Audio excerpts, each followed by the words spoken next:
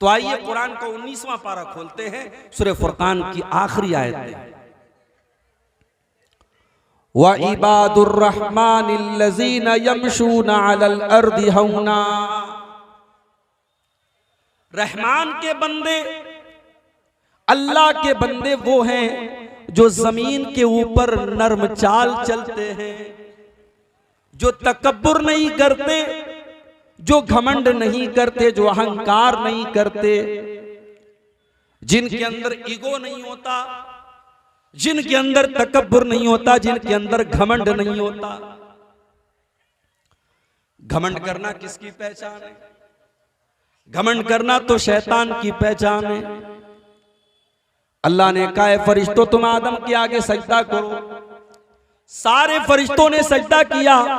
इबलीस जिन्नात में से था लेकिन फरिश्तों के साथ रहता था। जब अल्लाह ने कहा फरिश्तों तुम सजदा करो तो सजदे के हुक्म में इबलीस भी शामिल था, मगर इबलीस ने सजदा नहीं किया। इबलीस ने कहा मैं सजदा नहीं करूंगा। क्यों? क़ाल अना खैरुम मिन्हु खलक़तनी मिन नारिन व खलक़तहु मिन तीन। कहा अल्लाह मैं तो आदम से बेहतर हूं, तूने आदम को मिट्टी से बनाया है, मुझको आग से बनाया है। अय अल्लाह मैं आग से पैदा हुआ हूं, मेरा मकाम ज्यादा बड़ा है, मैं आदम के आगे सजदा क्यों करूं? दुनिया में सबसे पहले तकब्बुर करने वाला और घमंड करने वाला इबलीस था। इबलीस था, शैतान था। और आगे बढ़ो। एक बहुत बड़ा बादशाह जिसका नाम फिरौन था और जो इतना बड़ा जालिम था कि छोटे छोटे बच्चों को वो कत्ल करवा देता था। उसको जब ये बताया गया उसकी हुकूमत में एक बच्चा पैदा होने वाला है जो आगे चल करके उसकी हुकूमत को खत्म कर देगा, उसने ऑर्डर दे दिया, उसने आदेश दे दिया कि जितने घरों में लड़का पैदा होगा, बेटा पैदा होगा, उन सारे बच्चों को कत्ल कर दिया जाए। अगर बेटी पैदा हुई है तो उसको जिंदा रखा जाए, बेटा पैदा हुआ है तो कत्ल कर दिया जाए। ये फिरौन का ऑर्डर था। लेकिन अल्लाह ताला को मूसा अलैहिस्सलाम को बचाना था। अल्लाह ने मूसा अलैहिस्सलाम को बचा लिया।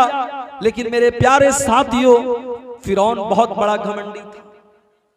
मूसा अलैहिस्सलाम जब जवान हुए और मूसा अलैहिस्सलाम ने जब फिरौन के सामने आकर के कहा कि मैं अल्लाह का नबी हूं, मैं अल्लाह का रसूल हूं, मुझे अल्लाह ने बनी इसराइल की तरफ नबी बना करके भेजा है, तो फिरौन ने बड़े तकब्बुर से कहा था वमन वमा रब्बुल आलमीन, ऐ मूसा तुम किस अल्लाह की बात करते हो? मैं सबका रब हूं, लोग मेरे आगे सजदा करते हैं। अना रब्बुकुमुल आला, मैं सबसे बड़ा रब तो मैं हूं, मुझको छोड़कर तुमने किसको अपना रब बना लिया?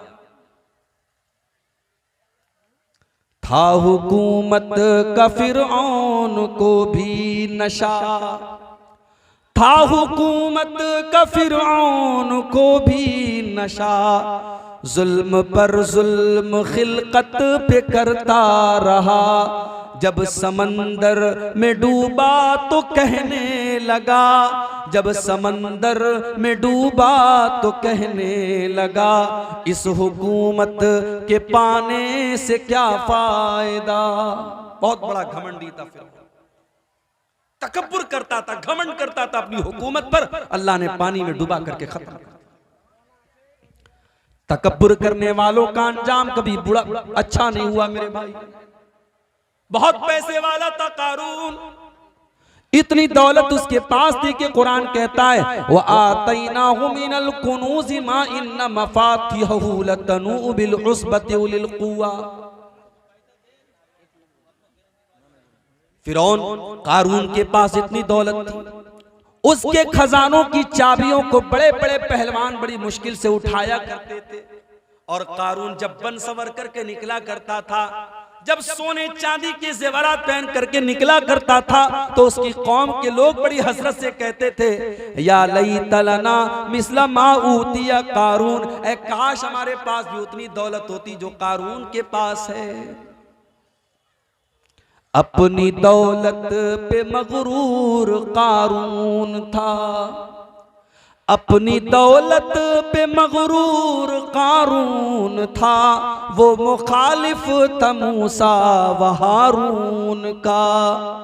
जब ज़मीं में धसाया तो कहने लगा, जब ज़मीं में धसाया तो कहने लगा, ऐसे बेजा खजाने से क्या फायदा। बहुत घमंड था कारून को अपनी दौलत। जैसे आज भी बहुत सारे लोगों को अपनी दौलत पे बड़ा घमंड होता है, मूंछों पे ताव दे के कहते साहब पैसा तो मैंने कमाया, ये पैसा तो मैंने कमाया। अरे तेरी क्या औकात है। बड़े बड़े डिग्री वाले, बड़े बड़े नॉलेज वाले आज टाली चला रहे, रिक्शा चला रहे हैं। दौलत आपके टैलेंट के बल पे नहीं मिलती, दौलत देने वाला अल्लाह ताला है। बड़े बड़े टैलेंटेड लोग दुनिया में देख लो, रिक्शा चला रहे हैं, टाली चला रहे हैं, और बड़े जाहिल लोग, बड़े अंगूठा छाप लोग और बड़े बेवकूफ लोग करोड़ों कमा रहे हैं। दौलत की बुनियाद पर किसी की अक्ल का और किसी की हिकमत का मेयार तय नहीं किया जा सकता। मेरे भाई, कारून के पास बहुत दौलत थी, घमंड था उसको। कारून क्या कहता था? कारून कहता था इन्नमा ऊतीतुहु अला इल्मिन इंदी, ये दौलत तो मुझे मेरे इल्म से मिली है, मेरी नॉलेज से मिली है, मेरे टैलेंट से मिली है। कारून ने एक बार भी अल्लाह का शुक्र अदा नहीं किया।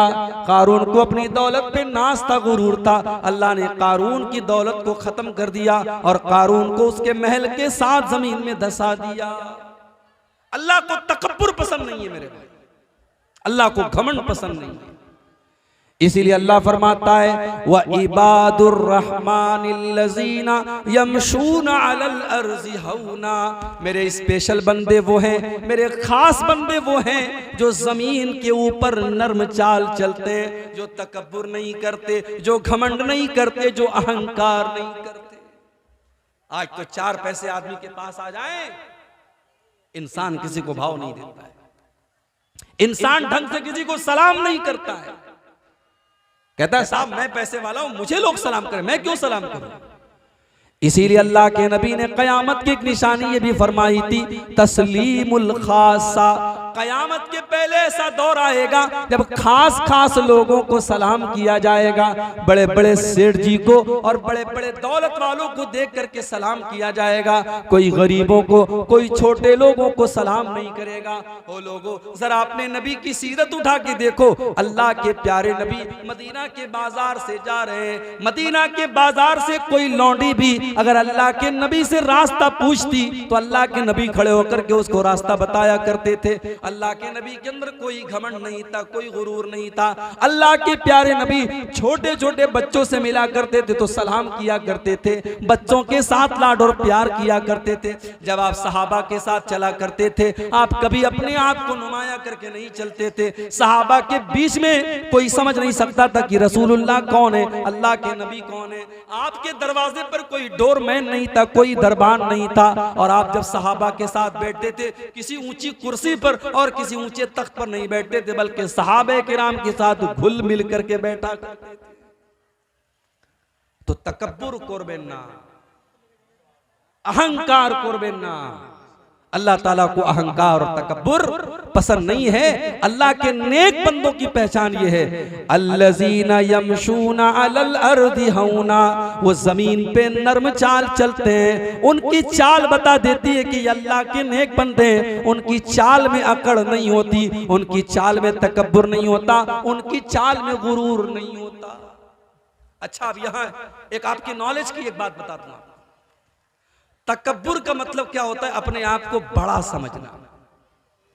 तकब्बुर का अपोजिट क्या होता है? तकब्बुर उर्दू का लफ्ज है, तकब्बुर का मतलब अपने आप को बड़ा समझना। तकब्बुर का उल्टा होता है, इसका अपोजिट होता है तवाज़ो, अपने आप को छोटा समझना। तो अपने आप को छोटा समझो, भाई तुम हो क्या, तुम्हारी औकात क्या है। इन्नका लन तखरिकल अर्द वलन तबलुगल जिबाल तूला, तुम जमीन को फाड़ नहीं सकते, तुम पहाड़ पे चढ़ नहीं सकते। तू अकड़ करके क्यों चल रहा है इंसान? तू अपनी पैदाइश के ऊपर गौर कर। अयहसबुल इंसानु अन युतरका सुदा अलम यकुन नुतफतम मिन मनिय्यिन युमना।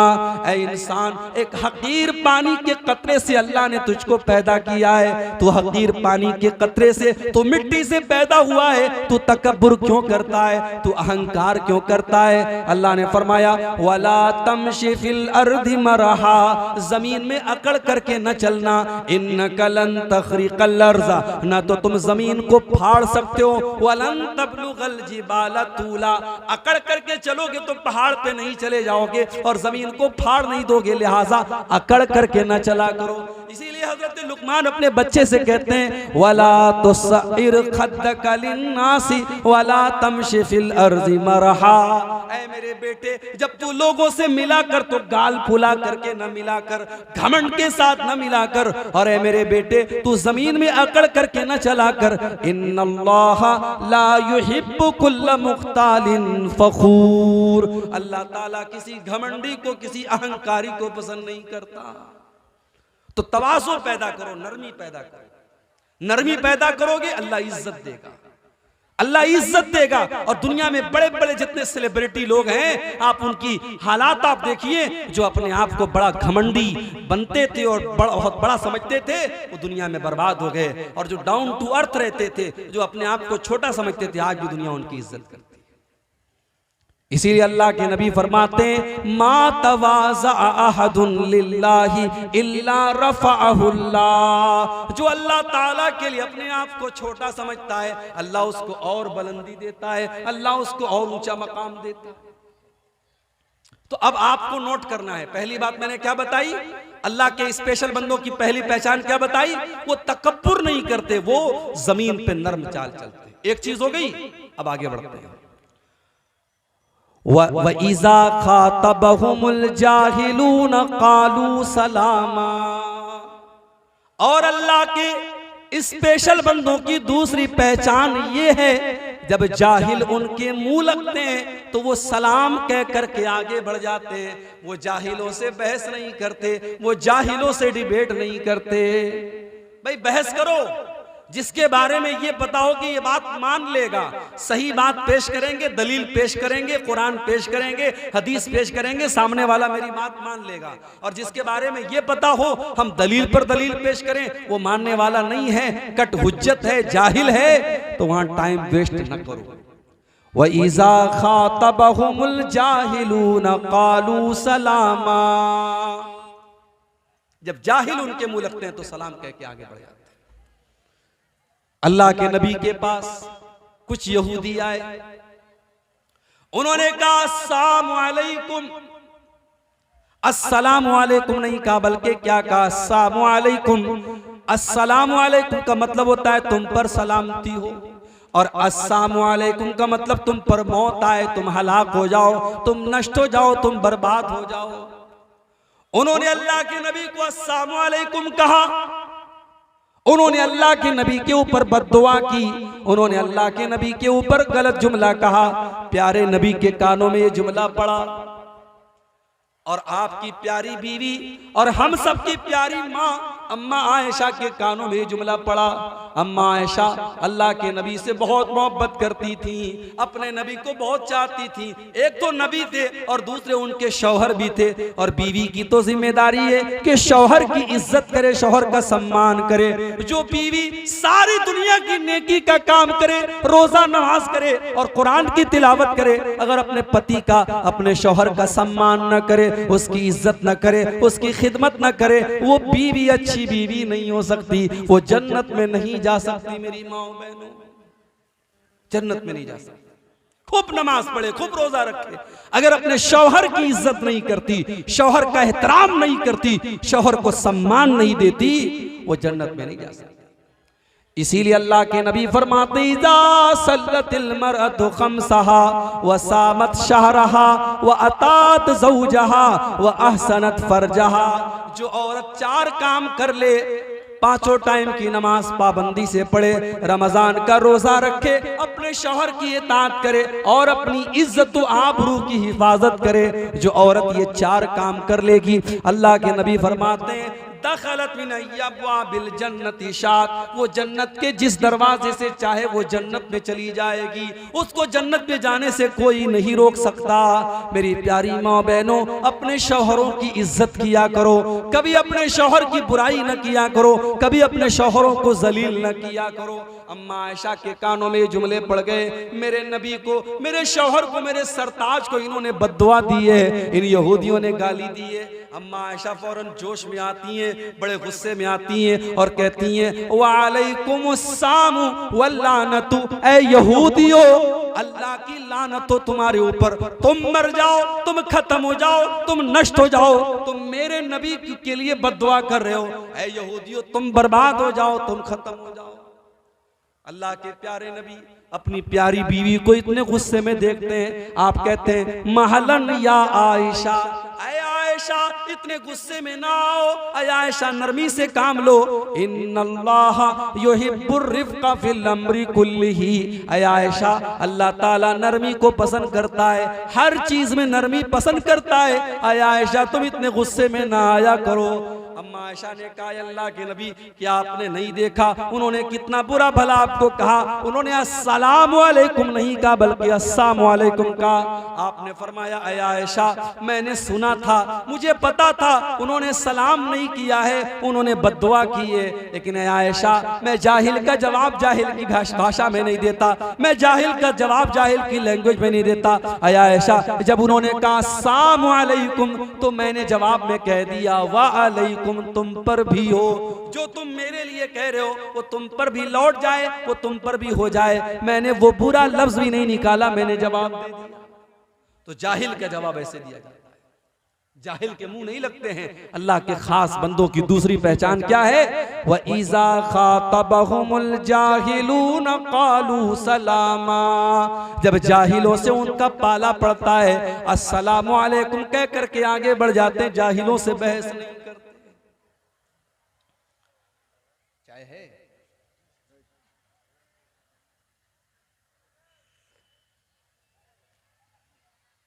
जाहिल किसको कहते हैं पता है? जरूरी नहीं है कि जाहिल वही आदमी जो पढ़ा लिखा ना, पढ़ा लिखा भी जाहिल होता है भाई।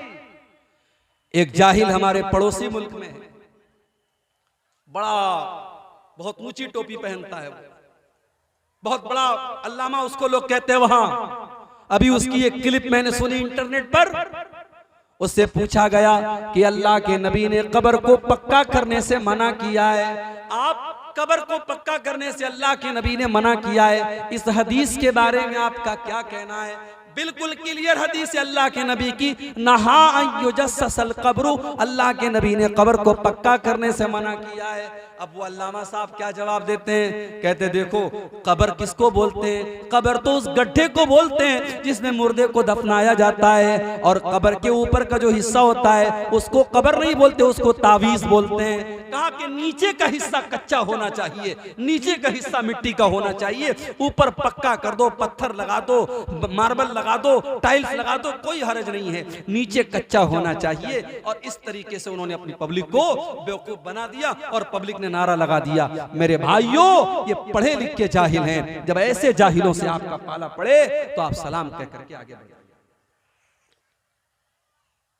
तो ये दो चीजें होंगी। पहली चीज अल्लाह के खास बंदे जमीन पर नरम चाल चलते हैं, और दूसरी चीज क्या है?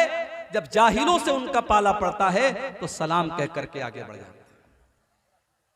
बुझते पारेन? समझ में आ रही ना बात मेरी? चलिए आगे बढ़ते। तीसरी चीज वल्लज़ीना यबीतूना लिरब्बिहिम सुज्जदन व क़ियामा, और अल्लाह के खास बंदों की तीसरी पहचान ये है, जब वो रात होती है, जब दुनिया अपने बिस्तर पर आराम करती रहती है, वो अल्लाह के बंदे अपने आराम को छोड़ करके, अपने बिस्तर को छोड़ करके अल्लाह की बारगाह में तहज्जुद की नमाज पढ़ते हैं, वो क़ियामुल लैल करते हैं, वो रात रात भर सजदा करते हैं, वो रात रात भर क़ियाम करते हैं। कहां गए वो नौजवान? वो नौजवान कहां गए जिनके बारे में कुरान कहता है ततजाफा जुनूबुहुम अनिल मज़ाजि'i यदऊना रब्बहुम खौफन व तमआ। उनके पहलू, उनकी पीठ, उनके बिस्तर से अलग होती है। वो रात में उठ करके अल्लाह को याद किया करते हैं, वो तहज्जुद पढ़ा करते हैं। आज का नौजवान तो रात को 2-2 बजे तक अपनी गर्लफ्रेंड से बातें करता है, रात को 3-3 बजे तक मोबाइल पर गंदे वीडियोस देखता है और अपना पाकी के आलम में बिस्तर पे रात में सोता है। वो तो फजर भी नहीं पढ़ता है, वो तो 5 टाइम की नमाज भी नहीं पढ़ता है, वो तहज्जुद कहां से पढ़ेगा? मेरे भाई, आज इस कौम को क्या हो गया, इस कौम के नौजवानों को क्या हो गया? इस कौम का नौजवान आज रात रात भर अय्याशी कर रहा है, रात रात भर गलत बातें कर रहा है, रात भर नजरों का ज़िना कर रहा है। मेरे प्यारे साथियों, अल्लाह के खास बंदे वो हैं जो रात रात भर सजदा करते हैं, क़ियाम करते हैं, जो रात रात भर तहज्जुद की नमाज पढ़ते हैं। और जानते हो, जब नमाज की बात आती है, जब इबादत की बात आती है, तो हमारे नौजवान का जवाब क्या होता है? अरे शेख, अभी तो जवान है, अभी तो मौज मस्ती करने के दिन है। जाओ जरा कब्रिस्तान में जो जनाजे उठते हैं, जा करके देखो, क्या सारे जनाजे 60-70 साल वालों के? नहीं, 20 साल वालों का जनाजा भी आपको मिलेगा, 15 साल के बच्चों का जनाजा भी आपको मिलेगा, 2-2 साल के बच्चों का जनाजा भी आपको मिलेगा। मेरे भाइयों, मौत का फरिश्ता आपसे अपॉइंटमेंट लेकर के तो आपके पास नहीं आएगा, आपसे पूछ करके तो आपके पास नहीं आएगा। न जाने कब कौन सी बीमारी आएगी और आपको कब्र तक लेकर के चली जाएगी। इसलिए मेरे नौजवान साथियों, अपनी जवानी का मिस यूज न करना, अपनी जवानी का गलत इस्तेमाल न करना। कयामत के दिन अल्लाह ताला उस बंदे को अपने अर्श का साया देगा, वशाबुन नशा फी इबादतिल्लाह, वो नौजवान जिसकी जवानी अल्लाह की इबादत में गुजरी हो, जिसने रातों में तहज्जुद पढ़ी हो, जिसने रातों में क़यामुल लैल किया हो, जब दुनिया बिस्तरों पर सो रही हो वो रातों में उठ करके तहज्जुद पढ़ता हो, उस अल्लाह के नेक बंदे को कयामत के दिन कोई गर्मी नहीं लगेगी। आज हमारे पास पैसा होता है, हम सबसे पहले अपने घर में एसी लगवाते हैं, कूलर लगवाते हैं, पंखा लगवाते हैं।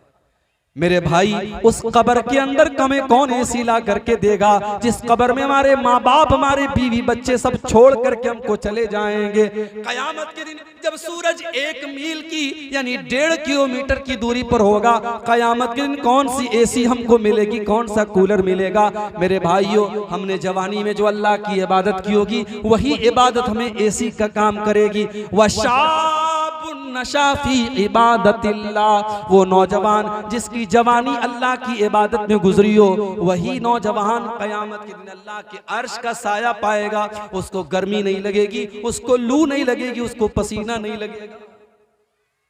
अल्लाह के नबी के एक सहाबी थे, अब्दुल्ला बिन उमर। ये किसके बेटे थे? हजरत उमर के बेटे थे। हजरत उमर कौन थे? अल्लाह के रसूल के ससुर थे। ससुर समझते नहीं समझते आप? ससुर जरूर समझते होंगे। सारी खुदाई एक तरफ, जोरू का भाई एक तरफ, बोलते ना। ससुर और साले को कौन नहीं समझेगा? तो हजरत उमर ससुर थे, उनकी बेटी हजरत हफ्सा अल्लाह के प्यारे नबी की बीवी थी, तो बीवी के बाप को ससुर बोलते हैं। उनके बेटे हैं अब्दुल्ला बिन उमर, तो गोया अब्दुल्ला बिन उमर अल्लाह के प्यारे नबी के साले थे। अच्छा, साले को बंगला में क्या बोलते भाई? साला ही बोलते हैं। अच्छा, साले को साला ही बोलते हैं। छोड़ो, हाँ, साला साला करेंगे तो ऐसा लगेगा गाली दे रहे मौलवी साहब।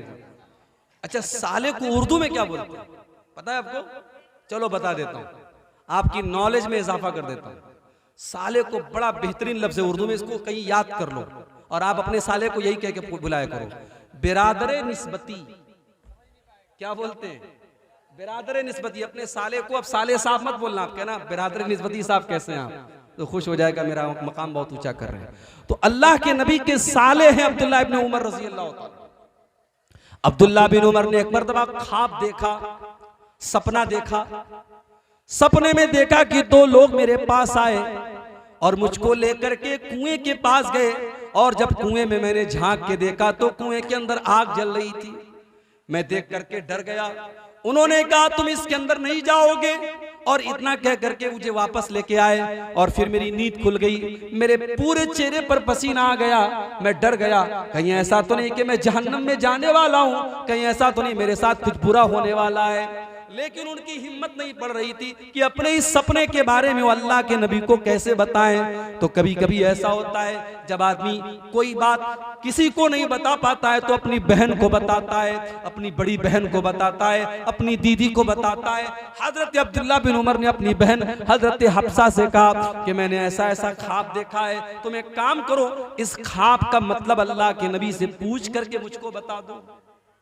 भाई बहन का रिश्ता भी बड़ा प्यारा रिश्ता होता है। जिनकी बहनें जिंदा हैं अल्लाह सलामत रखे, अपनी बहनों की कदर करो और बहनें भाइयों की कदर करें। जिनके घरों में सिर्फ बहनें हैं और भाई नहीं हैं, उनसे पूछो भाई क्या चीज होती है, और जिन भाइयों को बहन नसीब नहीं होती उससे पूछो बहन क्या चीज होती है। हजरत हफ्सा रज़ी अल्लाह ताला अन्हा ने अल्लाह के नबी के पास आकर के कहा, ऐ अल्लाह के नबी, मेरे भाई ने ऐसा ऐसा ख्वाब देखा है, ऐसा ऐसा सपना देखा है, इसका क्या मतलब हो सकता है। बुखारी के अल्फाज हैं, अल्लाह के नबी ने फरमाया कि ऐ हफ्सा, नेमर रजुल अब्दुल्ला, ऐ हफ्सा तुम्हारा भाई अब्दुल्ला बहुत अच्छा इंसान है। इस सपने का कोई बुरा मतलब नहीं है, कोई खराब मतलब नहीं है। ऐ हफ्सा तुम्हारा भाई बहुत अच्छा इंसान है, बस एक बात की कमी है, लौ कान युसल्ली मिनल लैल। ऐ हफ्सा अपने भाई से कहो वो रात में जब इशा की नमाज पढ़ के घर जाता है तो सो जाता है। तुम्हारा भाई रात में सोता है और सीधे फजर की नमाज में उठता है। अपने भाई से कहो कि रात में उठ करके तहज्जुद पढ़ा करे, क़ियामुल लैल किया करे, रात को उठ करके अल्लाह की इबादत किया करे। हजरत हफ्सा आती हैं और अपने भाई को ये बात बताती हैं कि अल्लाह के नबी ने तेरी तारीफ की है और कहा है कि तेरा भाई बहुत अच्छा इंसान है, बस एक बात की कमी है, वो रात में तहज्जुद नहीं पढ़ता है। ओ मेरे नौजवान साथियों, रात रात भर जलसे आपने सुने हैं, तकरीरें आपने सुनी है, मगर एक कान से सुन करके दूसरे कान से उड़ा देने की हमारी और आपकी आदत है। जरा अब्दुल्ला बिन उमर को देखो, जब उनके कानों में अल्लाह के नबी के ये जुमले पड़ गए कि अल्लाह के नबी ने मेरी तारीफ की है और ये कहा है कि अब्दुल्ला बहुत अच्छा इंसान है, बस एक बात की कमी है, वो रात में तहज्जुद नहीं पढ़ता है। बुखारी के अल्फाज हैं, फकाना ला यनामु मिनल लैल इल्ला कलीला। उस दिन के बाद से अब्दुल्ला बिन उमर रात में तहज्जुद पढ़े बगैर नहीं सोते थे और बहुत कम सोते थे, और रात का ज्यादातर हिस्सा वो तहज्जुद पढ़ करके और क़ियामुल लैल पढ़ करके गुजार दिया करते थे। मेरे भाई, नमाज की पाबंदी करो और 5 टाइम की नमाज के साथ साथ कोशिश करो, अगर लंबी नहीं पढ़ सकते तो छोटी छोटी, अगर 8 रकात नहीं पढ़ सकते तो 6 रकात सही, 4 रकात सही, 2 रकात सही, तहज्जुद पढ़ने की आदत डालो। वल्लज़ीना यबीतूना लिरब्बिहिम सुज्जदन व क़ियामा, जिनकी गोद सुनिए, जिन औरतों को बच्चा नहीं हो रहा है और शादी के कई साल हो गए हैं, उन जोड़ों से कहूंगा रात में तहज्जुद पढ़ा करो। रात का टाइम कबूलियत का टाइम होता है, रात में अल्लाह दुआओं को सुना करता है। 5 टाइम की नमाज की पाबंदी करो और रात में तहज्जुद पढ़ के अल्लाह के सामने गिड़गिड़ा के औलाद मांगो। जिस अल्लाह ने ज़करिया अलैहिस्सलाम को 90 साल की उम्र में बेटा दिया था और 85 साल की उम्र में इब्राहिम को बेटा दिया था, वो अल्लाह आपको भी बेटा देगा। रात में उससे मांगा करो। जिनके कारोबार में बरकत नहीं हो रही है, जिनके बिजनेस में लॉस हो जा रहा है, जिनको नौकरी नहीं मिल पा रही है, जो इम्तिहान में फेल हो जाया करते हैं, अपनी मेहनत करने के साथ साथ नमाज की पाबंदी करो मेरे भाई, और रात में तहज्जुद पढ़ने की आदत डालो। ये अल्लाह के स्पेशल बंदों की पहचान है। वल्लज़ीना यबीतूना लिरब्बिहिम सुज्जदन व क़ियामा। तो ये हो गई तीसरी पहचान, अल्लाह के खास बंदे रात में तहज्जुद की नमाज पढ़ते हैं। अच्छा, जब आदमी तहज्जुद पढ़ेगा तो बोलो वो आदमी बुरा होगा कि नेक होगा? जाहिर है नेक होगा, मुत्तकी होगा, परहेजगार होगा। हमारे यहाँ तो जो बेचारा 5 टाइम की नमाज पढ़ता है उसको लगता है कि मैं तो जन्नत मेरे बाप की होगी, जन्नत में मैंने टिकट बना लिया। ये अल्लाह के खास बंदे तहज्जुद पढ़ रहे हैं, रात रात भर जाग रहे हैं, लेकिन उसके बाद भी वो अल्लाह से डरते रहते हैं। उनकी चौथी पहचान क्या है? वल्लज़ीना यक़ूलूना रब्बना स्रिफ़ अन्ना अज़ाब जहन्नम इन्न अज़ाबहा कान गरामा। मेरे बंदे वो हैं जो अल्लाह से दुआएं किया करते हैं कि अल्लाह तो हमको जहन्नम के अजाब से बचा ले।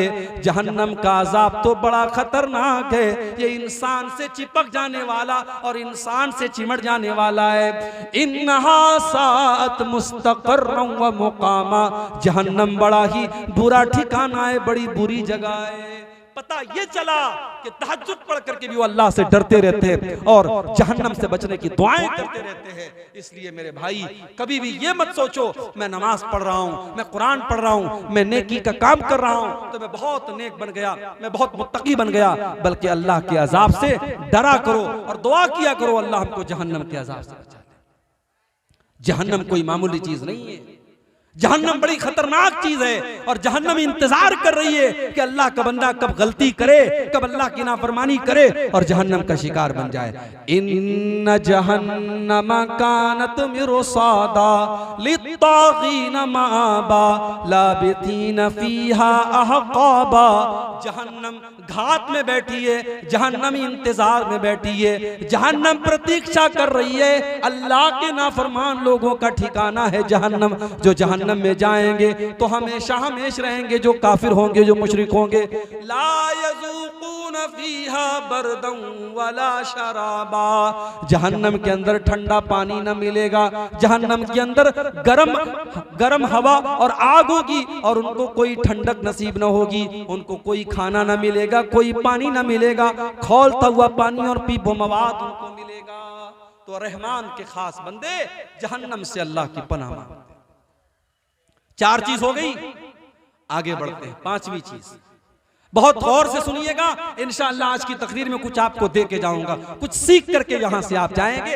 अल्लाह के खास बंदों की पहचान आपको बता रहा हूं, सब्र से और सुकून से आप बैठिए, इंशाअल्लाह ये टॉपिक पूरा करके मैं यहां से उठूंगा। 4 चीजें हो गई, 5वीं चीज वल्लज़ीना इज़ा अनफ़क़ू लम युसरिफ़ू व लम यक़तुरू व कान बैन ज़ालिका क़वामा। रहमान के खास बंदे, अल्लाह के खास बंदों की 5वीं पहचान ये है, जब वो पैसा खर्च करते हैं तो फजूल खर्ची नहीं करते और बखीली नहीं करते, बल्कि बीच का रास्ता अपनाते हैं।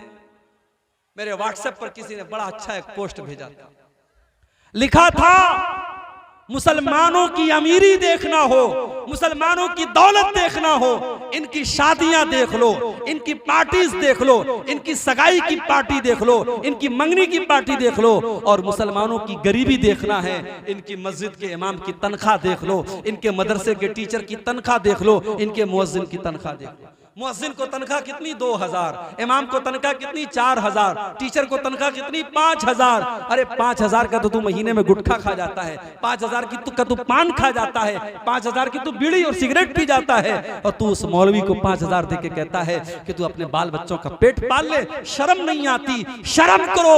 जो कौम अपने आलिमों की इज्जत नहीं करती वो कौम कभी कामयाब नहीं हो सकती। तो ये कौम गरीब नहीं है, ये कौम गरीब होती तो दौलत पर बेतहाशा पैसा न खर्च करते। बनारस में एक आदमी की शादी, अपने लड़के की शादी की उसने, तो लड़की वालों से डिमांड की, हम बहुत बड़े लोग हैं, हम बारात लेके आएंगे, हमारे लिए बनारस का सबसे कीमती लॉन बुक होना चाहिए। मुझे मेरे बनारस के भाइयों ने बताया कि उस लड़की का बाप भी चूंकि बहुत पैसे वाला था, उसने अपने बारातियों के लिए जो लॉन बुक किया, एक दिन के सिर्फ लॉन की कीमत, अभी खाने की बात छोड़ दो, खाना कितना महंगा रहा होगा, सिर्फ लॉन की कीमत, लॉन के अंदर जो डेकोरेशन था, जो कुर्सियां थी, जो टेंट लगा था, उस लॉन की कीमत 8 लाख रुपये थी।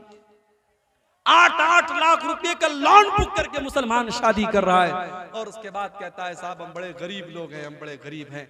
तेरी शादियों से तो नहीं लगता तू गरीब है, तेरी लड़कियों के ज़ेवरात से नहीं लगता तू गरीब है, तेरी फजूल खर्चियों से नहीं लगता तू गरीब है। हाँ, मस्जिद में देने की बात आएगी, मदरसे में देने की बात आएगी तो तेरे जेब से 10 का नोट निकलेगा, तेरे जेब से 20 का नोट निकलेगा। मेरे भाइयों, माल आपका नहीं है, माल आपका नहीं है, माल अल्लाह का है। आपको इस्तेमाल करने के लिए मिला है, आपको यूज करने के लिए मिला है, आपको हिसाब देना पड़ेगा। माल कहां से कमाया और कहां खर्च किया, दोनों का हिसाब देना पड़ेगा। अल्लाह के नबी सल्लल्लाहु अलैहि वसल्लम फरमाते हैं, ला तज़ूलु क़दमा इब्ने आदम मिन इंद रब्बिही यौमल क़ियामा। इंसान क़यामत के दिन अपनी जगह से हिल नहीं पाएगा जब तक वो 4 सवालों का जवाब न दे दे। जब तक 4 सवालों का जवाब न दे दे कोई हिल नहीं सकता क़यामत के दिन।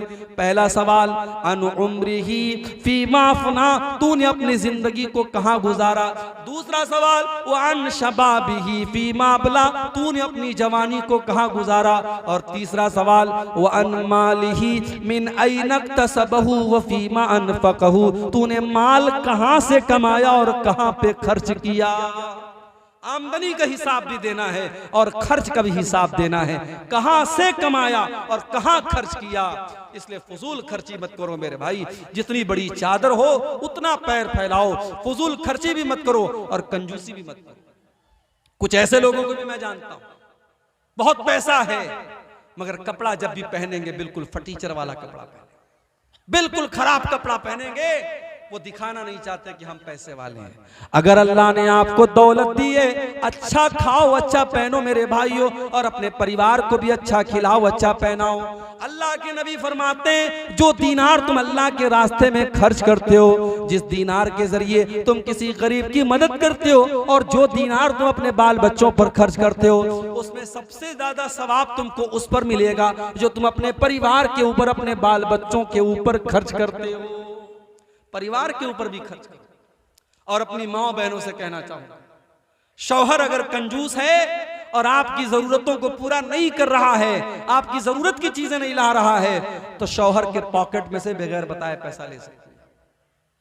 शौहर का पैसा आप ले सकती हैं उसको बगैर बताए, ये चोरी नहीं है। अगर शौहर कंजूस और बखील है तो बीवी उसकी इजाजत के बगैर उसका पैसा ले सकती है। तो रहमान के खास बंदों की ये 5वीं पहचान है, जब वो खर्च करते हैं तो फजूल खर्ची भी नहीं करते और बखीली भी नहीं करते, बीच का रास्ता अपनाते हैं। जब आप फजूल खर्ची करेंगे तो कुरान क्या कहता है, वला तुबज़िर तबज़ीरा इन्नल मुबज़्ज़िरीना कानू इख़वानश्शयातीन।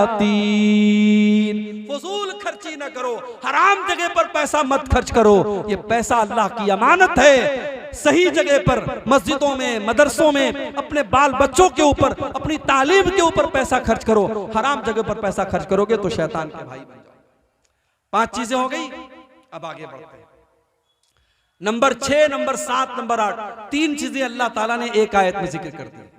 रहमान के बंदों की 3 पहचान और बताई, वल्लज़ीना ला यदऊना मअल्लाहि इलाहन आखर वला यक़्तुलूना नफ्सल्लती हर्रमल्लाहु इल्ला बिलहक़्क़ि वला यज़नून। रहमान के बंदे अल्लाह के साथ किसी और को नहीं पुकारते। जब भी मुसीबत आती है एक अल्लाह को पुकारते हैं, उनका मुश्किल कुशा अल्लाह, उनका गरीब नवाज अल्लाह, उनका गौसे आजम अल्लाह, उनका दस्तगीर अल्लाह। वो जब भी माथा झुकाते हैं अल्लाह के आगे झुकाते हैं, वो जब भी हाथ फैलाते हैं अल्लाह के आगे फैलाते हैं। औलाद मांगना हो तो अल्लाह से मांगते हैं, बिगड़ी बनाने वाला अल्लाह को जानते हैं। वल्लज़ीना ला यदऊना मअल्लाहि इलाहन आखर, वो अल्लाह के साथ किसी को नहीं पुकारते। यही शिर्क है मेरे भाई, अगर अल्लाह के साथ किसी और को हमने पुकारा यही शिर्क है, और शिर्क अल्लाह ताला के यहाँ माफ होने वाला गुनाह नहीं है। इन्न शिर्का लज़ुल्मुन अज़ीम, शिर्क दुनिया का सबसे बड़ा गुनाह है। और अल्लाह फरमाता है, इन्नल्लाहा ला यग़फ़िरु अन युशरक बिही व यग़फ़िरु मा दून ज़ालिका लिमन यशा। अल्लाह ताला शिर्क को माफ नहीं करेगा, उसके सिवा कोई और गुनाह करोगे अल्लाह माफ कर देगा। आज का मुसलमान कब्रों पे जाके सजदा कर रहा है, मज़ारों पे जाके सजदा कर रहा है, लाल काले पीले धागे बांध करके उसको मुश्किल कुशा समझ रहा है, और गले में तावीज़ पहन रहा है, और अपने बुजुर्गों और पीरों के सामने सजदा कर रहा है।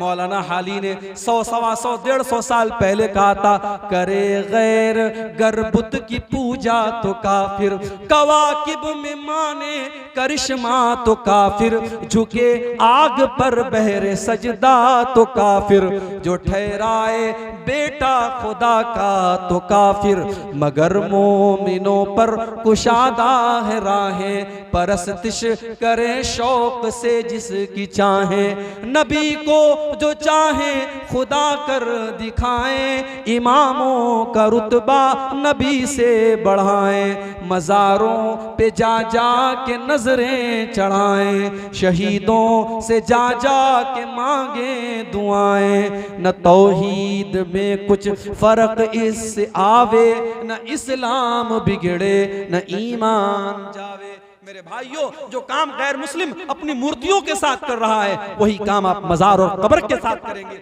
वो काफिर है, वो जहन्नमी है और आप पक्के मुसलमान हैं। ये नहीं हो सकता, ये डबल स्टैंडर्ड नहीं हो सकता, ये दोगलापन नहीं हो सकता, ये दोहरा मेयार नहीं हो सकता। जब आपने नमाज में कहा इय्याका नअबुदु व इय्याका नस्तईन, ऐ अल्लाह हम तेरी इबादत करते हैं और तुझी से मदद मांगते हैं, और मस्जिद के बाहर निकल के कहते हो या अली मुश्किल कुशा, या ख्वाजा गरीब नवाज, और दुकान का नाम रखते हो केजीएन और वाई केजीएन, ये नहीं चले। शिर्क अल्लाह ताला क्या माफ नहीं होगा। रहमान के खास बंदे शिर्क नहीं करते।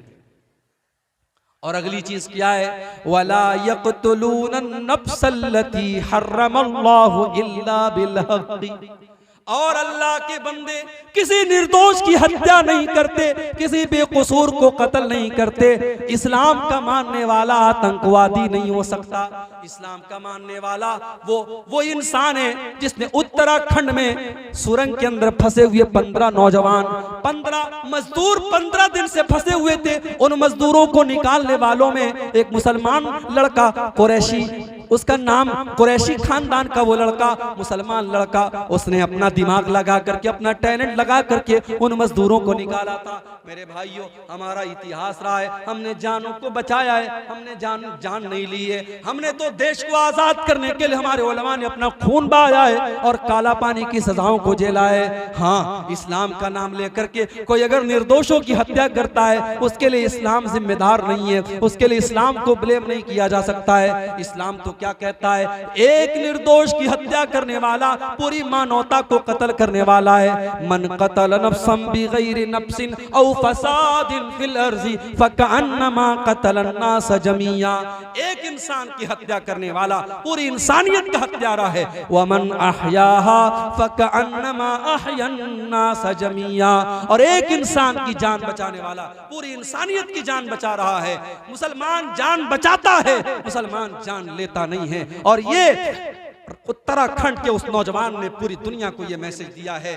लॉकडाउन में मुसलमानों ने सफर से आने वाले मुसाफिरों को और मजदूरों को खाना खिलाया और पानी पिलाया, और सरकार ने और हुकूमत के लोगों ने और फिरका परस्तों ने उन्हीं लोगों को बदनाम किया और मीडिया वालों ने उन्हीं लोगों को बदनाम किया। नहीं मेरे भाई, मुसलमान इस देश में हमेशा जब भी कोई संकट आया, कोई मुसीबत आई, मुसलमान हमेशा साथ देने वाला और मुसीबतों में लोगों की मदद करने वाला रहा है। हमारा इतिहास इस बात का साक्षी रहा है, हमारी तारीख इस बात की गवाह रही है। वल्लज़ीना ला यक़्तुलून नफ्सल्लती हर्रमल्लाहु इल्ला बिलहक़्क़ि, अल्लाह के खास बंदे किसी को कत्ल नहीं करते, किसी की जान नहीं लेते, किसी बेकसूर की हत्या नहीं करते। वला यज़नून, और वो ज़िना नहीं करते, वो बदकारी नहीं करते, ज़िना नहीं करते। ज़िना क्या है? मर्द और औरत का गैर शरई तरीके से, नाजायज तरीके से ताल्लुक कायम करना। इस्लाम ने लड़का लड़की जवान हो गए, शादी के काबिल हो गए, इस्लाम ने शादी का ऑप्शन दिया है। अपने लड़कों की शादी समय पर कराओ, अपनी लड़कियों की शादी समय पर कराओ, और शादी के रस्म रिवाज को तोड़ दो। ये दहेज का चक्कर छोड़ दो, ये बारात का चक्कर छोड़ दो। जब तक आप निकाह को आसान नहीं करेंगे, ज़िनाकारी को रोकना बहुत मुश्किल हो जाएगा। इसीलिए अल्लाह के नबी फरमाते हैं, इज़ा खतब इलैकुम मिम्मन तरज़ौना दीनहु व खुल्क़हु फज़व्विजूहु, जब तुम्हारी लड़कियों के लिए ऐसा रिश्ता आ जाए, लड़का दीनदार है, लड़का अच्छा अखलाक वाला है, लड़का अच्छे घर वाला है, अपनी लड़कियों की शादी उससे कर दो।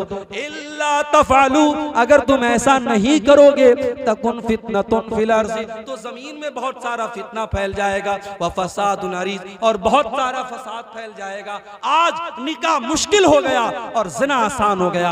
आज फेसबुक की चैटिंग और व्हाट्सएप की चैटिंग के जरिए आज नौजवान लड़का लड़की एक दूसरे से बातें करते हैं और फिर बाद में जाकर के मुलाकात तक होती है और होटल के कमरों में जाकर के ज़िना तक होता है। मेरे भाइयों, इस कौम का नौजवान आज ज़िनाकारी की तरफ भी जा रहा है। और इसीलिए अल्लाह जब कुरान में ज़िना का जिक्र करता है तो अल्लाह ये नहीं कहता है कि ज़िना मत करो, बल्कि अल्लाह क्या कहता है, वला तक़रबुज़्ज़िना इन्नहु काना फ़ाहिशतन व साअ सबीला।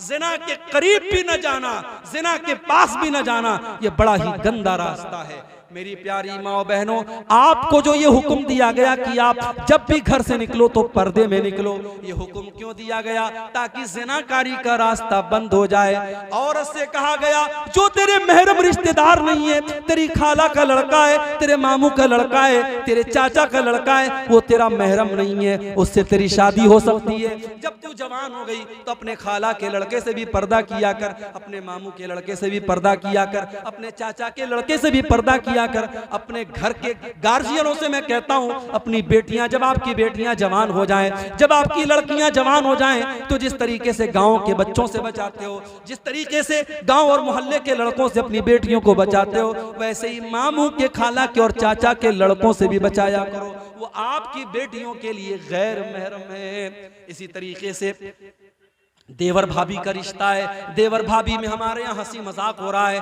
देवर भाभी को बाइक पर बिठा करके घूम रहा है और भाभी अपने देवर के कंधे पर हाथ रख के जा रही है और जीजा और साली साथ में घूम रहे हैं। मेरे भाइयों, ये ज़िनाकारी के चोर दरवाजे हैं, ये ज़िनाकारी तक समाज को लेके जाने वाले रास्ते हैं। इसीलिए इस्लाम ने हर वो चोर दरवाजा बंद कर दिया जहां से समाज के अंदर ज़िनाकारी आ सकती है। और अल्लाह ने साफ कह दिया, वला तक़रबुज़्ज़िना, ज़िना के करीब भी न जाना।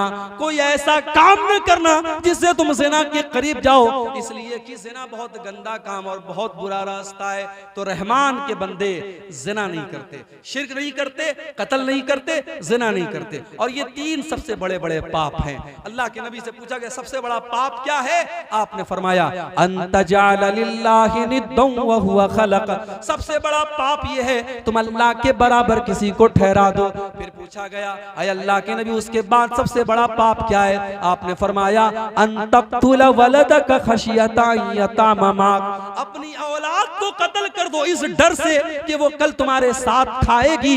औलाद को कत्ल करना, मेरे भाई, आज माँ के पेट में भी औलाद को कत्ल किया जा रहा है, आज एबॉर्शन किया जा रहा है, आज माँ के पेट में हमल को जाये किया जा रहा है। 1400 साल पहले लोग बेटियों को पैदा होने के बाद जमीन में गाड़ा करते थे और आज का इंसान इतना हैवान हो चुका है, वो माँ के पेट में अपने औलाद को मार डालता है और अपनी औलाद को कत्ल कर डालता है। मेरे भाइयों, शिर्क के बाद सबसे बड़ा गुनाह ये अल्लाह के नबी फरमाते हैं अपनी औलाद को कत्ल कर दो इस डर से कि वो तुम्हारे साथ खाएगी।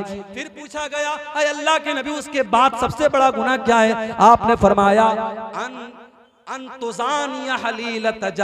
अपने पड़ोसी की बीवी के साथ ज़िना करो।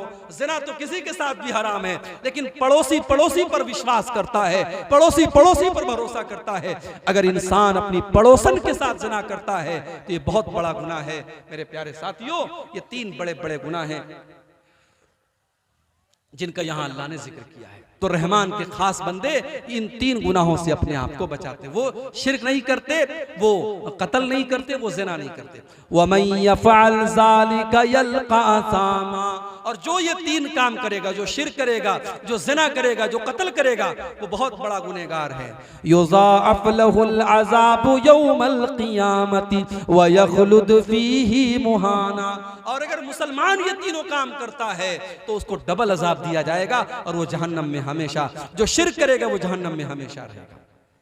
अब सवाल ये पैदा होता है, किसी ने शिर्क कर लिया, किसी ने ज़िना कर लिया, किसी ने कत्ल कर लिया, अब तौबा करना चाहता है, अब सुधरना चाहता है, तो सुधर सकता है कि नहीं? तौबा कर सकता है कि नहीं? उसकी वापसी का कोई रास्ता है कि नहीं? तो अल्लाह ने फरमाया इल्ला मन ताबा व आमन व अमिल अमलन सालिहा फउलाइका युबद्दिलुल्लाहु सय्यिआतिहिम हसनात। हाँ, जो तौबा कर ले, जो ईमान ले आए और जो नेक अमल करने लगे, पहले ज़िना करता था, पहले कत्ल करता था, पहले शिर्क करता था, अब ईमान ले आया, अब सुधर गया, अब अच्छा अमल कर रहा है, तो अल्लाह कह रहा है ऐसे लोगों के हम गुनाहों को नेकियों में बदल देंगे, उनके गलत कामों को हम नेकियों में बदल देंगे।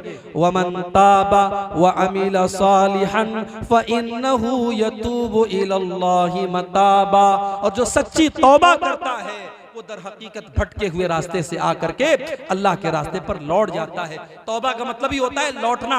जब गलत काम कर रहा था, गलत रास्ते पे जा रहा था, अब तौबा कर लिया, अब सही रास्ते पर लौट गया। पहले एनएच पे चल रहा था, हाईवे पे जा रहा था, अब दाएं बाएं जाने लगा, अब जब तौबा कर लिया दोबारा एनएच पे आ गया, दोबारा हाईवे पे आ गया। तो तौबा करने वाला अल्लाह के रास्ते पे लौट आता है, इसीलिए तौबा को तौबा कहा गया। तौबा का मतलब होता है पलट जाना। गाड़ी को आप घुमा लेते, यू टर्न कर लेते ना, उसको तौबा कहा जाता है। तो तौबा करने वाला यू टर्न ले लेता है, वो अल्लाह के रास्ते पर वापस चला। उसके बाद फरमाया, अब दो चार चीजें और हैं, जो लोग खड़े हैं बैठ जाएं, इत्मीनान से सुन के चले जाएं, बस 5-10 मिनट की बात और है, दो चार चीजें और सुन लीजिए, फिर बात हम खत्म करेंगे। वल्लज़ीना ला यशहदून अज़्ज़ूर, और रहमान के खास बंदे वो हैं जो किसी गलत काम में शामिल नहीं होते। 31 दिसंबर की रात आ रही है, सिल्लीगुड़ी के बड़े बड़े होटलों में डांस करने वाली डांसरें आएंगी, दार्जिलिंग के बड़े बड़े होटल बुक हो जाएंगे, रात रात भर शराब और शबाब के दौर चलेंगे, कटिहार के बड़े बड़े 5 स्टार होटल बुक हो जाएंगे और रात रात भर नाच गाना चलेगा। और मुसलमान नौजवान महंगे महंगे टिकट दे करके उन होटलों में जाके नाच गाने में शामिल होता है। नहीं मेरे भाइयों, वल्लज़ीना ला यशहदून अज़्ज़ूर, किसी हराम काम में, किसी गलत काम में, किसी नाजायज काम में अल्लाह के खास बंदे शामिल नहीं होते। वो झूठी गवाही भी नहीं देते और झूठे काम में शामिल भी नहीं होते। वल्लज़ीना ला यशहदून अज़्ज़ूर, जहाँ हराम काम हो रहा हो, जहाँ अल्लाह की नाफरमानी हो रही हो, वहां पता चल जाए तो उठ के चले जाओ। अभी एक मौलवी साहब का बड़ा अच्छा वीडियो मैंने देखा, बिहार के दरभंगा का वीडियो। मौलवी साहब निकाह पढ़ाने गए, देखा वहां बैंड बाजा बज रहा है, बारात आई है, बैंड बाजा बज रहा है। मौलवी साहब ने सबके सामने कहा कि जिस निकाह के प्रोग्राम में नाच गाना हो रहा हो, बैंड बाजा बज रहा हो, उसमें मैं निकाह नहीं पढ़ाऊंगा। और मौलवी साहब चले गए और सारी कौम हक्का बक्का रह गई। अगर सारे मौलवी इत्तेफाक कर लें कि हम ऐसे लोगों का निकाह नहीं पढ़ाएंगे, ये कौम घुटनों के बल गिरेगी और इन हराम कामों को छोड़ देगी। मेरे भाइयों, उलमा अगर इत्तिहाद कर लें तो बहुत सारे मसाइल हल हो सकते हैं। अल्लाह ने फरमाया वल्लज़ीना ला यशहदून अज़्ज़ूर, अल्लाह के खास बंदे किसी ऐसी जगह नहीं जाते हैं जहाँ हराम काम हो रहा हो, जहाँ नाजायज काम हो रहा हो, जहाँ अल्लाह को नाराज करने वाला काम हो रहा हो। व इज़ा मर्रू बिल्लग़्वी मर्रू किरामा, और जब किसी ऐसी चीज के पास से उनका गुजर होता है जो हराम है, जो नाजायज है, जो लग़्व चीज है, तो वहां से वो शराफत से गुजर जाते हैं। आप सड़क पे जा रहे हैं और किसी हीरोइन का पोस्टर लगा हुआ है, उसने आधे अधूरे कपड़े पहने हुए हैं, अब आप अपनी नजर को बचा के चले जाइए, आपके चाहने से वो पोस्टर तो हटेगा नहीं। आज तो इन हीरोइनों की यही औकात है, वो मर्दों की चड्डी और बनियान का प्रचार कर रही हैं, मर्दों के अंडरवियर का प्रचार ये नंगी हो करके ये औरतें कर रही हैं। और दुनिया कहती है साहब ये हीरोइन है, ये एक्ट्रेस है, ये सेलिब्रिटी है। ऐसे सेलिब्रिटीज के ऊपर मैं थूकता हूं जिसकी औकात ये है वो मर्दों की चड्डी और बनियान का प्रचार करने के लिए नंगी हो रही है। ये उन हीरोइनों की इज्जत है। मेरे प्यारे साथियों, जब आप सड़क से गुजरे, जब आप स्टेशन से गुजरे, जब आप रास्ते से गुजरे और ऐसा कोई पोस्टर आपके सामने से गुजर जाए, वो ईज़ा मर्रू बिल्लग़्वी मर्रू किरामा, तो शराफत से गुजर जाइए। फेसबुक आप चला रहे हैं, अच्छी अच्छी बातें फेसबुक पर आ रही हैं, अब नीचे रील्स आ गई। अब रील्स में नाच गाना भी आ रहा है, बेहुदा चीजें भी आ रही हैं, गंदी चीजें भी आ रही हैं, और आप टुकुर टुकुर टुकुर टुकुर देख रहे हैं। देखो मत भाई, आगे बढ़ो, उसको स्किप करो। वइज़ा मर्रू बिल्लग़्वि मर्रू किरामा। ये फेसबुक की दुनिया, ये सोशल मीडिया की दुनिया, यहाँ अच्छी चीजें भी और गंदी चीजें भी। अब ये आप पर डिपेंड करता है कि आप अच्छी चीजों में अपना टाइम लगाते हैं या गंदी चीजों में अपना टाइम बर्बाद करते हैं। वइज़ा मर्रू बिल्लग़्वि मर्रू किरामा। अल्लाह के खास बंदे उन लग़्व चीजों के पास से, उन नाजायज चीजों के पास से शराफत से गुजर जाते हैं। जानते हो, जब हम मोबाइल चलाते हैं ना, तो 3 चीजें हमारी काम करती हैं। एक तो उंगली से हम टच करते हैं, उंगली काम करती है, और एक आंख से देखते हैं, आंख काम करती है, और एक कान में ईयरफोन घुसेड़ लेते हैं। ईयरफोन या उसको क्या बोलते हैं, एयरपॉड और हेडफोन, क्या क्या होता है वो हम कान में लगाते हैं। तो कान काम करता है, आंख काम करती है और उंगली काम करती है, और यही तीनों चीजें कयामत के दिन गवाही देंगी। अल्लाह फरमाता है, हत्ता इज़ा मा जाऊहा शहीद अलैहिम समउहुम व अबसारुहुम व जुलूदुहुम बिमा कानू यअमलून। कयामत के दिन तेरी आंख तेरे खिलाफ गवाही देगी, तेरे कान तेरे खिलाफ गवाही देंगे, और तेरे बदन की चमड़ी तेरे खिलाफ गवाही देगी। व क़ालू लिजुलूदिहिम लिमा शहिदतुम अलैना क़ालू अल्लाहुल्लज़ी अंतक़ कुल्ल शै। और इंसान कहेगा अपनी चमड़ी से, तू कैसे बोल रही है, और इंसान की चमड़ी कहेगी कि आज अल्लाह ने हमको बोलना सिखाया है, और हम तेरे पोल खोलेंगे, हम तेरे करतूत खोलेंगे। तू उंगली से क्या क्या टच करता था, क्या क्या खोलता था, तू मोबाइल की स्क्रीन पर क्या क्या देखता था, तू कानों से क्या क्या सुनता था। कान गवाही देगा, आंखें गवाही देगी, और हमारी स्किन गवाही देगी। इसलिए मेरे भाई, मोबाइल का इस्तेमाल बहुत एहतियात के साथ करो। अल्लाह के खास बंदे जब किसी लग़्व चीज के पास से गुजरते हैं तो शराफत से गुजर जाते हैं। वल्लज़ीना इज़ा ज़ुक्किरू बिआयाति रब्बिहिम लम यख़िर्रू अलैहा सुम्मन व उम्याना। और अल्लाह के खास बंदे वो हैं, जब कुरान उनके सामने पढ़ा जाता है वो अंधे और बहरे बन करके गिर नहीं जाते। वो कुरान पर गौर करते हैं, वो कुरान को गौर से सुनते हैं और कुरान पर अमल करते हैं। एक हम कुरान सुनते हैं, तरावी की नमाज में कुरान पढ़ा जा रहा है, और हम अंधे और बहरे बन करके कुरान को सुनते हैं। नहीं नहीं मेरे भाई, कुरान को समझने की कोशिश करो, कुरान पर गौर किया करो। आज हमारे दिलों पर ताले पड़ गए, आज हमारे दिल लॉक हो चुके हैं, और दिल का पासवर्ड क्या है और दिल के लॉक को खोलने की चाबी क्या है। कुरान कहता है, अफला यतदब्बरूनल कुरान अम अला कुलूबिन अक़फ़ालुहा। कुरान पर गौर किया करो, कुरान पर गौर करोगे, कुरान पर विचार करोगे, कुरान को समझने की कोशिश करोगे तो तुम्हारे दिल के ताले खुल जाएंगे। आज हमारे दिल लॉक हो गए, तकरीरें हो रही हैं, जलसे हो रहे हैं, जुमा के खुतबे हो रहे हैं, दिल का ताला नहीं खुल रहा है। क्यों? क्योंकि दिल का लॉक तो कुरान में है, दिल का पासवर्ड तो कुरान में है। कुरान को पढ़ोगे, कुरान को समझोगे तो दिल का लॉक खुल जाएगा। इसीलिए अल्लाह ने फरमाया कि मेरे खास बंदे वो हैं, जब कुरान पढ़ा जाता है तो अंधे और बहरे बन करके गिर नहीं जाते हैं, बल्कि कुरान पर गौर करते हैं। और आखिरी चीज, वल्लज़ीना यक़ूलूना रब्बना हब लना मिन अज़वाजिना व ज़ुर्रिय्यातिना क़ुर्रता अयुन वजअलना लिलमुत्तक़ीना इमामा। और अल्लाह के खास बंदों की आखिरी पहचान ये है, वो अल्लाह से दुआएं किया करते हैं, ऐ हमारे परवरदिगार, ऐ हमारे रब, तू हमारे बीवी बच्चों को हमारी आंखों की ठंडक बना दे।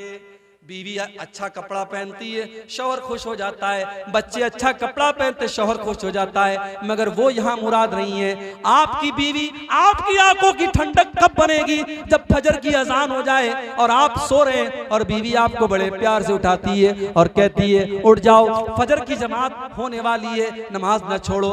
आप सिगरेट पीते हैं, आपकी बीवी आपसे कहती है सिगरेट छोड़ दीजिए वरना मैं आपसे मोहब्बत करना छोड़ दूंगी। आप अपनी बीवी के लिए सिगरेट छोड़ देते देते हैं, अपनी बीवी के लिए आप नमाज की पाबंदी करने लगते हैं। जो बीवी आपको अल्लाह के साथ आपका रिश्ता मजबूत कर दे, जो बीवी आपके गलत कामों से आपको रोकने लगे, वो बीवी आपकी आंखों की ठंडक बन जाती है। जो औलाद अच्छे कामों पर चलती हो, जो औलाद नेक अमल करती हो, वो माँ बाप की आंखों की ठंडक बन जाती है। जब आप फजर की नमाज पढ़ने के लिए आते हैं और मस्जिद की पहली सफ में आप अपने जवान बेटे को देखते हैं, आपका कलेजा सुकून से भर जाता है और आपकी आंखें चमकने लगती हैं। और वहां पर आपको ये दुआ याद आती है, वल्लज़ीना यक़ूलूना रब्बना हब लना मिन अज़वाजिना व ज़ुर्रियातिना क़ुर्रता आयुन।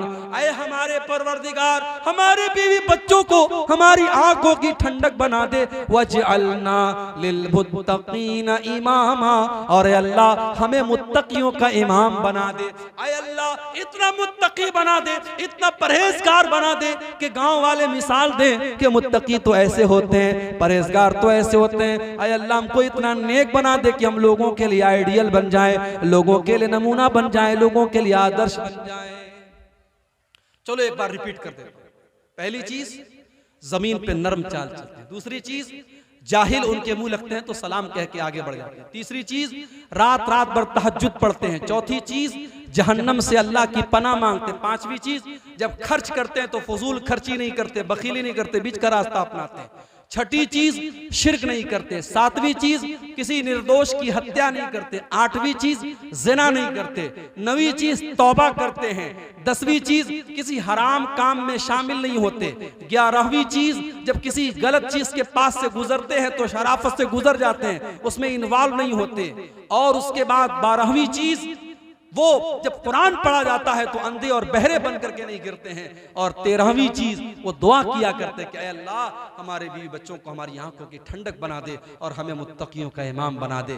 ये 13 चीज अगर हमारे अंदर पैदा हो गई, अल्लाह तबारक व तआला फरमाता है, उलाइका युजज़ौनल फिरदौस उलाइका युजज़ौनल गुरफत बिमा सबरू व युलक़ौना फीहा तहियतन व सलामा। इनको जन्नत में कमरा मिलेगा, इनको जन्नत में रूम मिलेगा। अरे दुनिया के बड़े बड़े 5 स्टार होटलों में 10-10 हजार का, 50-50 हजार का एक दिन का रूम मिलता है। अल्लाह जन्नत में आपको रूम देगा। मैं कहता हूं दुनिया के बड़े बड़े 5 स्टार नहीं, 7 स्टार होटल भी कुर्बान है जन्नत के उस रूम के ऊपर। अल्लाह उन जन्नतियों को रूम देगा और फरिश्ते उनको सलाम करेंगे, फरिश्ते उनको सलाम करेंगे। खालिदीन फीहा हसनत मुस्तक़र्रन व मुक़ामा। और जब वो जन्नत में जाएंगे, दुनिया में आप होटल में जाते हैं, 3 दिन के लिए होटल बुक हुआ, चौथा दिन आया होटल का मुलाजिम आया, चलिए साहब रूम खाली कीजिए, 3 दिन पूरा हो गया। मगर जन्नत में आपको रूम नहीं खाली करना है, जन्नत का रूम परमानेंट आपका हो जाएगा, जन्नतियों को हमेशा जन्नत मिलेगी।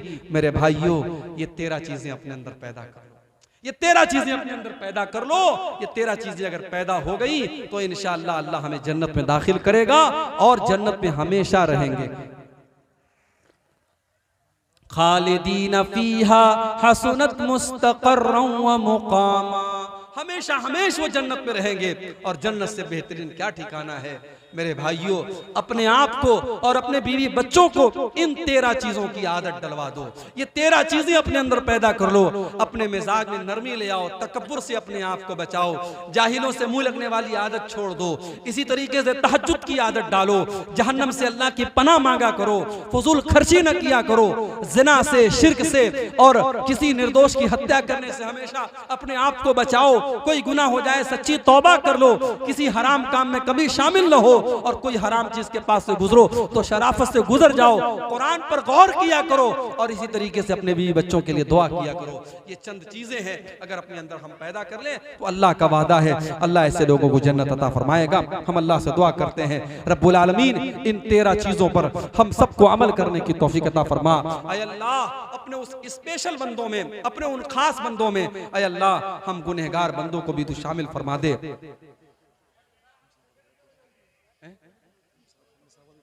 अच्छा, भाइयों, आप जानते हैं, बताने की जरूरत नहीं है, बड़ी क्लियर बात है। जलसा आपके इलाके में मदरसे के चंदे के लिए होता है और कलेक्शन के लिए सिर्फ एक मौलवी साहब आए थे और मुझे लगता है जैसा कलेक्शन आप लोगों को करना चाहिए था, देना चाहिए था, वैसा आपने नहीं दिया है। बहुत अफसोस की बात है। महीनों की मेहनतों के बाद ये प्रोग्राम होता है और बड़ी मेहनत करके जलसे का इनेकाद होता है। मैं आपसे गुजारिश करता हूँ, जाते जाते आप इस मदरसे को अपना कीमती ताउन 100 रुपये, 500 रुपये, 1000 रुपये, जो भी आपकी ताकत है आप दे करके जाएं। ये इंशाअल्लाह आपके हक में सदक़े जारिया का काम करेगा और ये मदरसा, और जब तक मदरसे के बच्चे पढ़ते रहेंगे इंशाअल्लाह आपके हक में खैर का जरिया और खैर का बाइस बनेगा। आइए और इस कार्य खैर में हिस्सा लेते हुए जाइए। अल्लाह ताला हम सब की नेकियों को कबूल फरमाए और इस इदारे को दिन दूनी रात चौगुनी तरक्की अता फरमाए।